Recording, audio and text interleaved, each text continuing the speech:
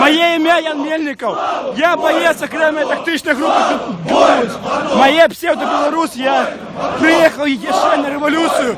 І з того часу я тут змагаюся за нашу і свободу українців разом тут пліч-о-пліч з українцями.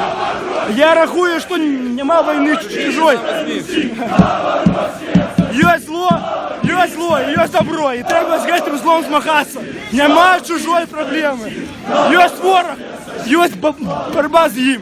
І всі народи, всі нації повинні, незалежно від того, на якій території, там іде ця війна, усі повинні змагатися з цим злом. Добро, і треба з цим злом змагатися.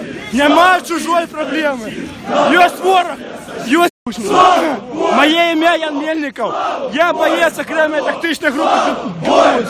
Моє псевдо-Білорусь. Я приїхав ще на революцію. І з того часу я тут змагаюся. Нема війни чужої. Є зло, є за нашу і свободу українців разом тут пліч-о-пліч з українцями. Я рахую, що